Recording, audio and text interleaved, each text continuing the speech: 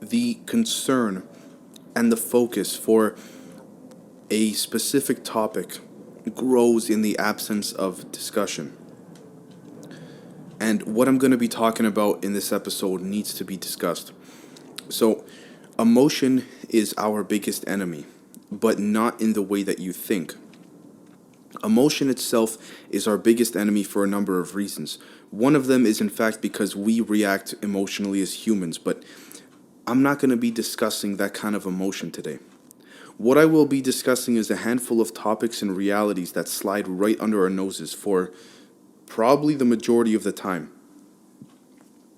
Now, I want to explain the difference between events that happen right in front of us and events that happen right in front of us, but in a more subtle and vastly different kind of way. And I might be using a lot of examples here, so just bear with me. Now, we tend to assume that the guy who put a knife to our throats while we're walking on the street and, stole our wallet is a more fearful event than the rich billionaire who is, planning his takeover of abolishing an industry and economically destroying people's pensions as a result.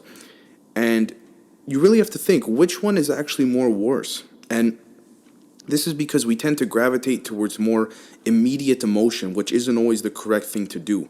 And even though it's probably the right thing to do in that moment, we then go on to focus on events like that rather than, the massive social, economic, and, societal implications that hit us much harder. But because it's not right in front of us in an immediate moment, or it's not observable to us, we kind of see it differently, and therefore we respond much less aggressively, which is what allows the wrong people to conduct horrific events, which concurrently happen. And so, by the time we complain about it, it's far too late, and to be able to reverse that type of impact is damn near impossible. But this is where communication comes in. Communication should be as free and it should be as transparent as possible, and it should happen almost immediately when an event unfolds right in front of us. We should not allow an event to pass us by and then discuss it afterwards, because the value of that discussion will be greatly diminished if we talk about it later down the road. Because something I like to think about often is the fact that discussion and conversation are only as important relative to when the event or occurrence that you're talking about has taken place. And what I mean by that is when you get into, let's just say you get into a car crash, the person you collided with is going to get out of their car and you're going to get out of your car, and you're both going to discuss what happened in that moment, assuming, you don't punch each other out, right? But you're both going to be, keep communicating about it until the issue is resolved. I mean, you don't get into a car accident and then you both say to each other, oh, well, I'm a little busy right now, so I'll call you in a few days to discuss this. No. So why should it be any different for events on a much larger scale? Because that's what's happening right now. These large scale events are literally like massive car crashes that we only tend to discuss with other people when we deem it, convenient. And that's not right. So why is it that we only communicate and talk about these things in a lot of cases when they're already over and done with, and we complain about it, but we can't do anything about it because it's already done and went over our flew over our heads and it's over? I mean, here's the thing. Why this bothers me is because it's not like there's a lack of tools that prevent us from finding most things out almost instantly. I mean, this isn't, 50 years ago. Like, we have the internet now. We have social media, and we have many, many platforms that allow us to discover things on a time frame much shorter than ever before. Like, it's so it can't be that, and that shouldn't be the problem. At least it doesn't seem like it's the problem.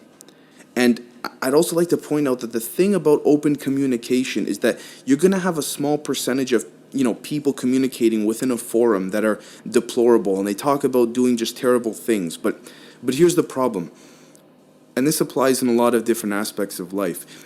Censoring those particular people or the comments that these deplorable people make is far more dangerous than letting those comments stay where they are. Because not only will it prop these people up with more emotion to rebel against them from being censored,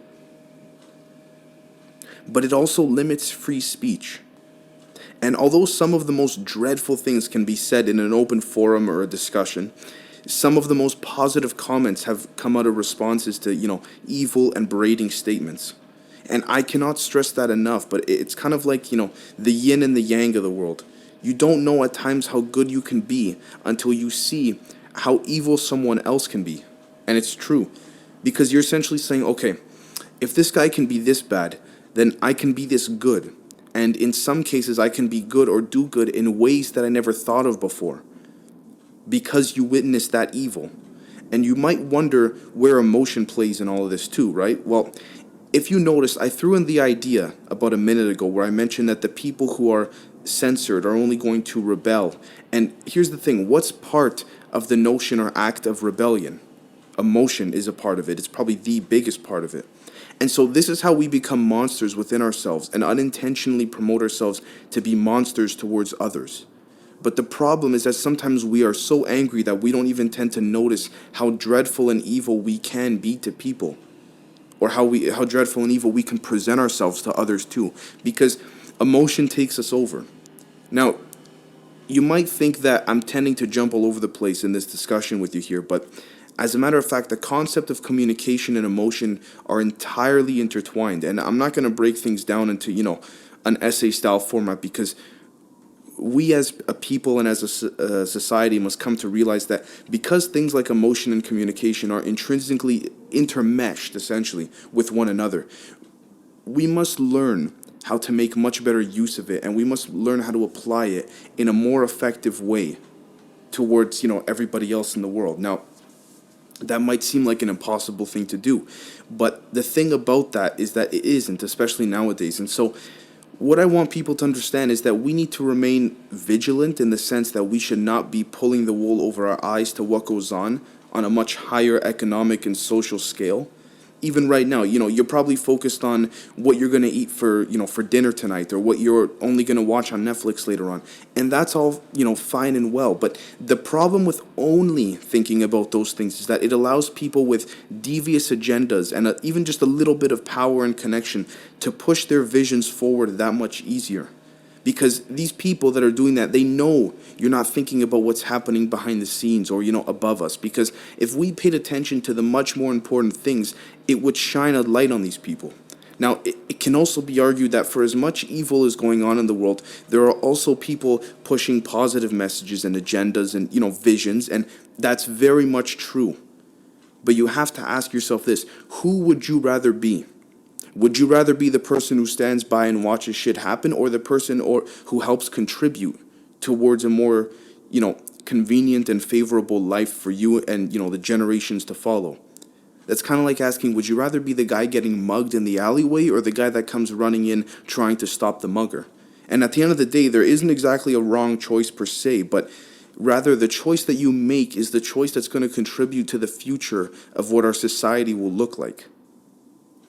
And that's why I encourage people to not become overly emotional when it comes to, activities and discussions surrounding the future of our society in politics and whatnot, because the second that emotion gets involved, we begin to distract ourselves from the people that are doing the real evil. Because the real evil being done is never directly in front of us. It never was and it never will be. If it were, then the person doing it wouldn't be that clever. And most of these devious people are pretty damn clever. And so it's important to realize this, and it's important for people to make a choice, because ultimately our lives are dependent on ourselves. And I mean that in every aspect of the word. Our lives are dependent on ourselves. So just as much as we can develop the greatest versions of ourselves and, the greatest future of ourselves, we can also become our own number one enemy. Because nobody is better at destroying us than ourselves. I mean, that's evident in past and present and examples.